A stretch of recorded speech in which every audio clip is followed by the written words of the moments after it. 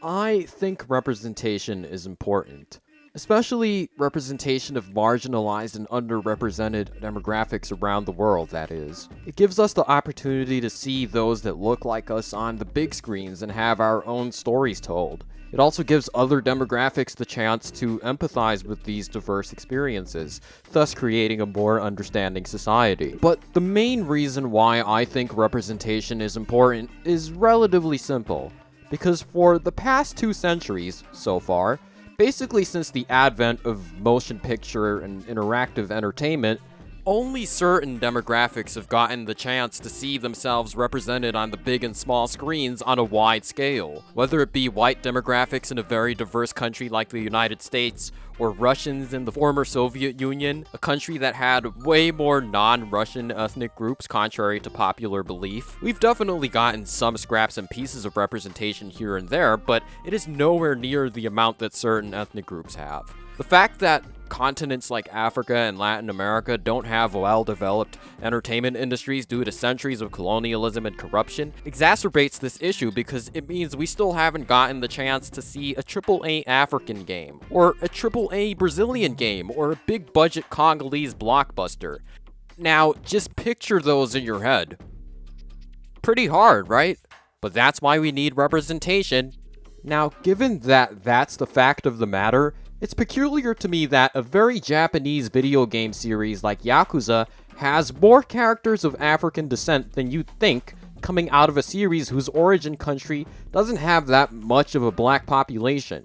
Now, the characters themselves aren't really anything to write home about, considering that they're all mostly side or minor characters, but I think it's still really interesting that they're in this series in the first place, because RGG had absolutely no reason to include these characters of African descent in their very Japanese games, but they still did it anyway. There's absolutely no way they did it because they care about representation, so why do these characters exist? Well, I think there's only one way we can answer that question, and that's if we examine the way these characters are depicted. So let's do that!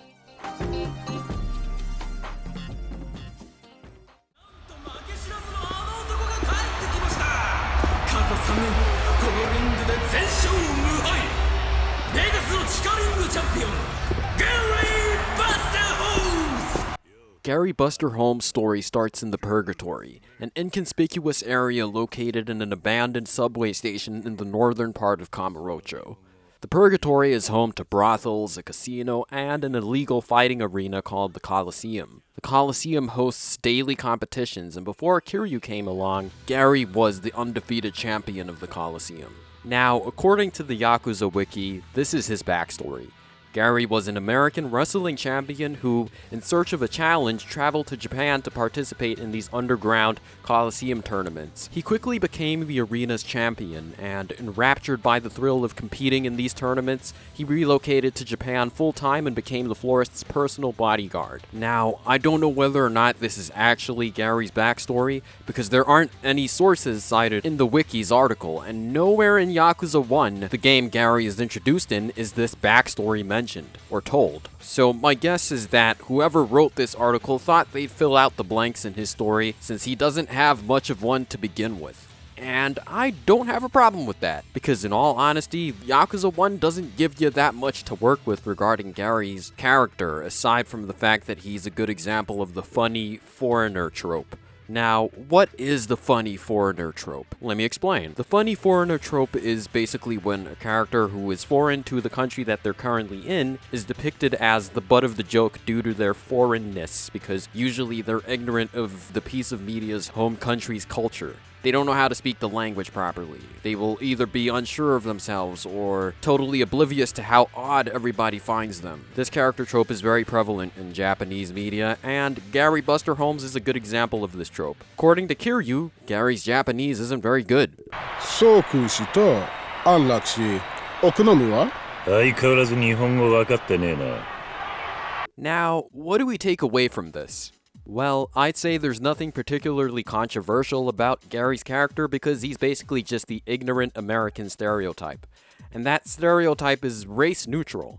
And I find how mean Kiryu is to Gary pretty funny.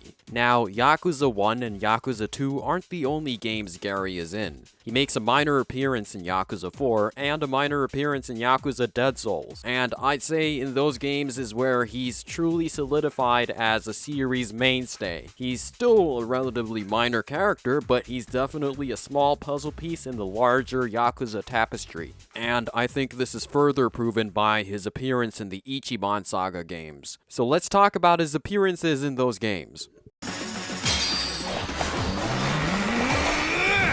こいつに決めたデリバリーよろしく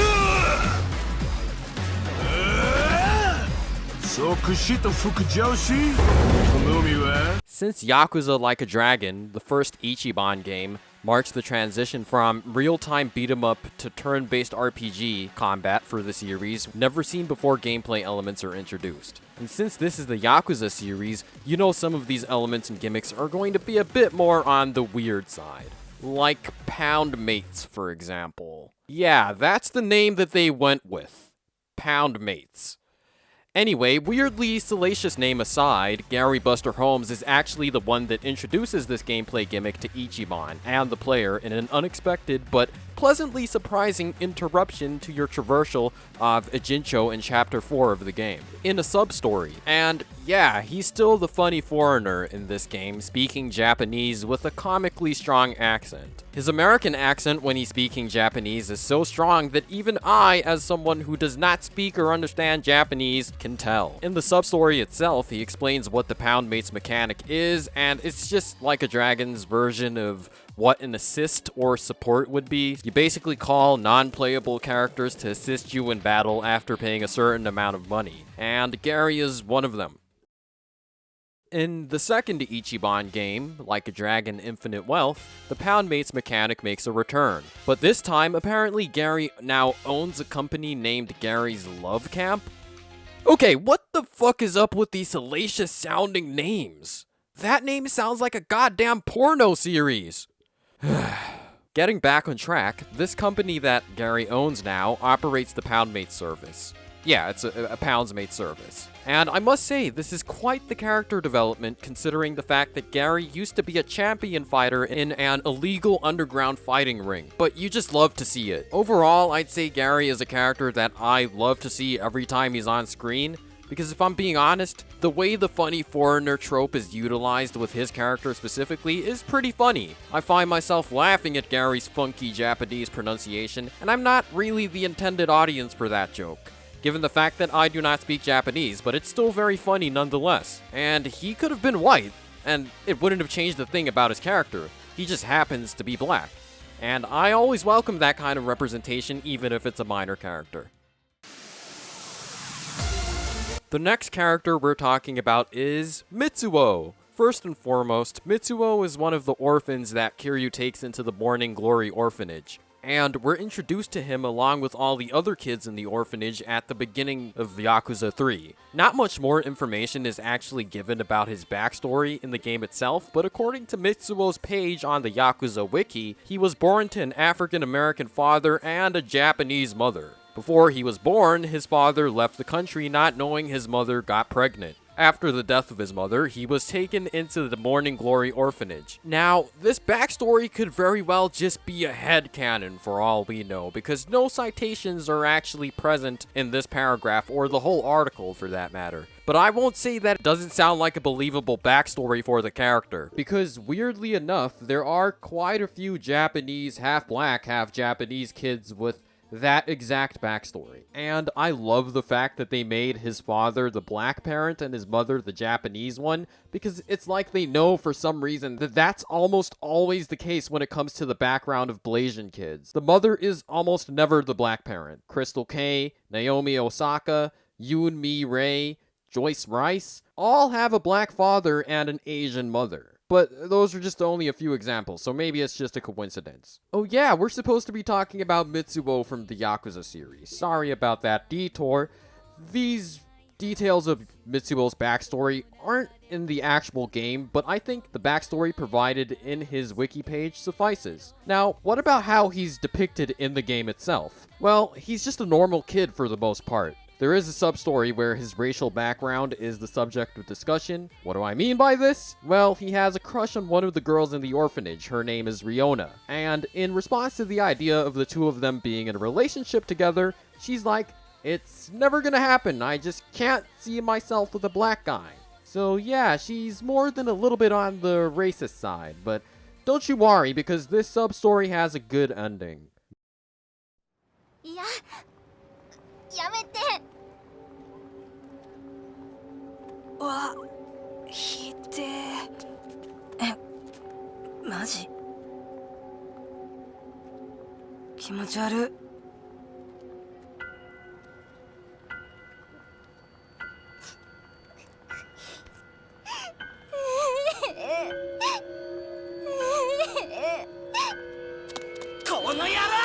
Mitsubo stands up for Riona after watching her being bullied by some kids from their school. So yeah, a cliche, little kid story. You shouldn't judge others by the color of their skin type of story, which is an appropriate story for kids' characters given the fact that they're still very young.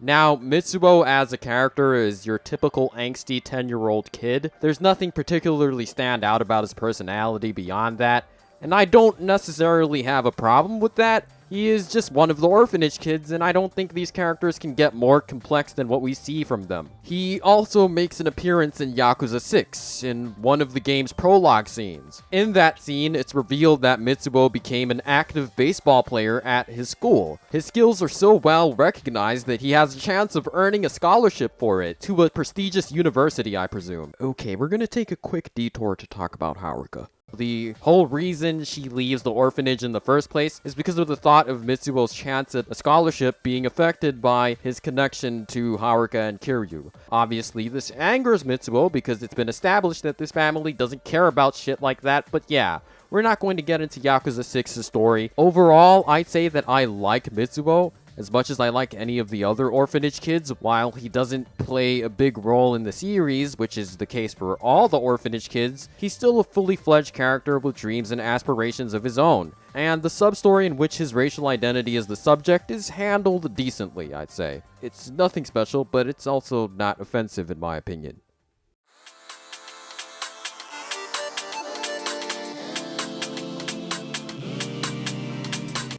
A gameplay mechanic called Revelations was introduced in Yakuza 3. The character who introduces this mechanic is Mac Shinuzuka. He is a professional photographer traveling the world in search of the perfect shot. One of the destinations that he happens upon is Japan, which is apparently his ancestral home. Kiryu meets Mac in Okinawa while he's out sightseeing. Mac then proceeds to introduce himself, telling Kiryu everything about his photography career and the Revelations mechanic. Revelations are basically the way Kiryu and other characters get new abilities in Yakuza 3, 4, and 5. It's really hard to explain, so I'll just play you this clip.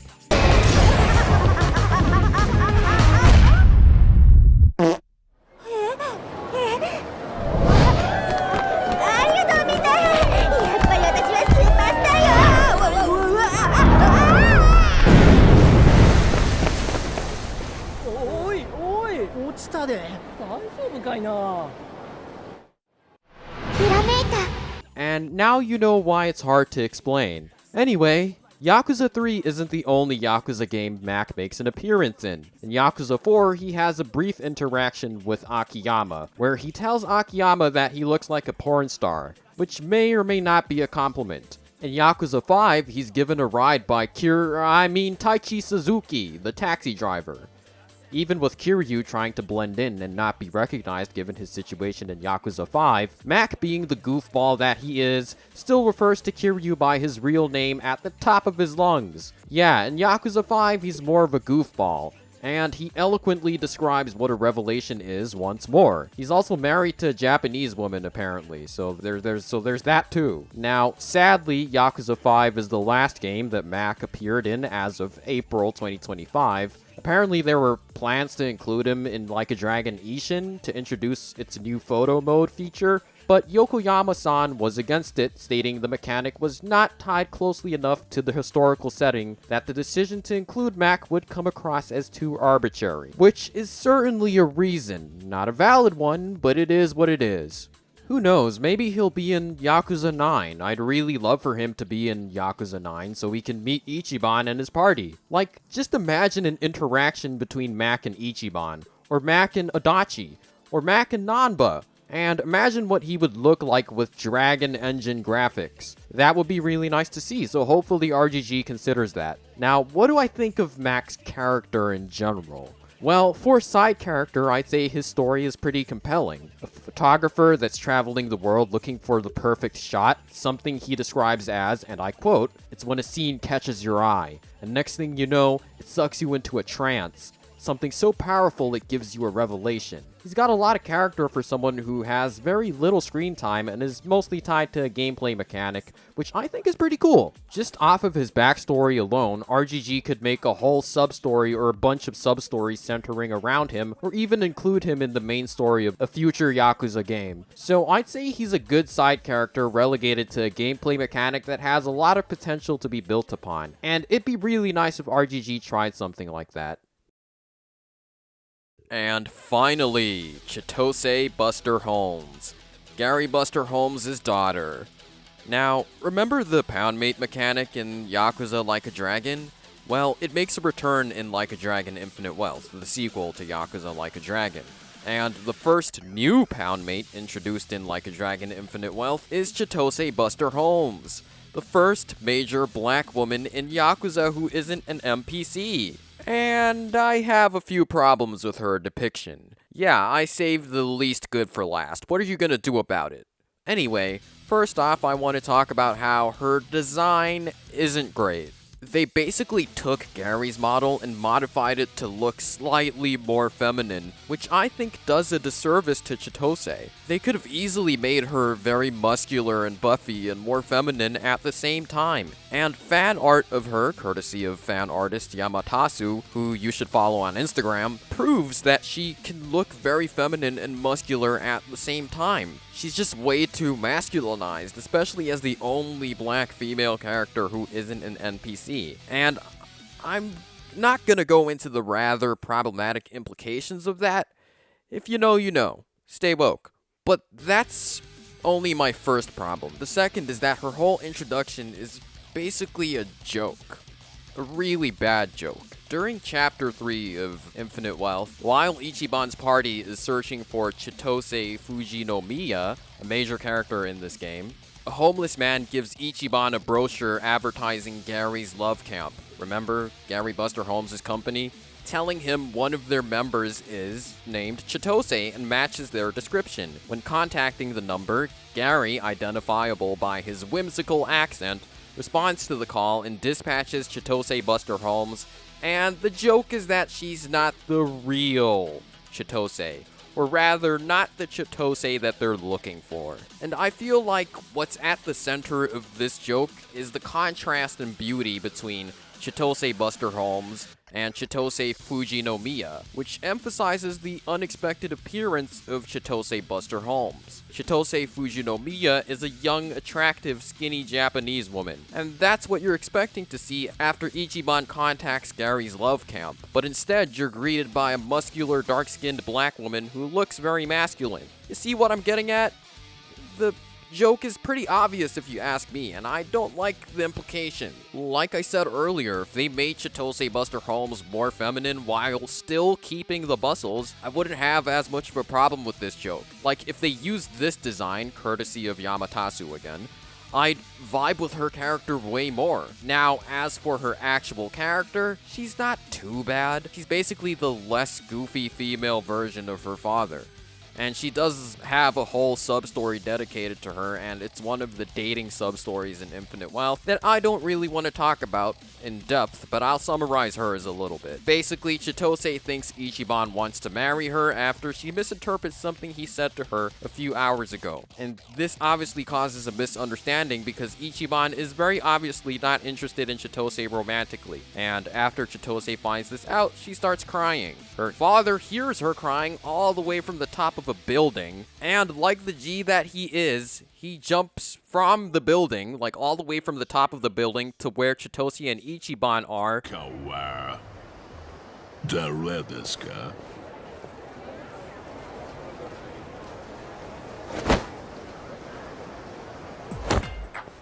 and he beats the shit out of Ichiban for making his daughter cry. Pretty basic, but funny too. Sadly, the other dating sub-stories are a bit more on the disturbing side, but like I said earlier, I'm not gonna get into that. Overall, Chitose Buster Holmes could be a better character, in my opinion. Change her design a little bit, and maybe give her a better sub-story next time. And that ends this video. Yakuza's black characters aren't too shabby. They're all relatively non-important side characters. Some of them could use some work and some of them have a lot of potential. I still nonetheless think it's pretty interesting that a Japanese studio like RGG decided to make some of these characters who could have easily been white, black. Yeah, they're all non-important side characters, but I still think it's cool. Maybe one day RGG will come out with a game that features a black character as a part of the main cast. Maybe about a grown-up Mitsuo. Okay, they're probably never gonna do that, but it's a nice thought.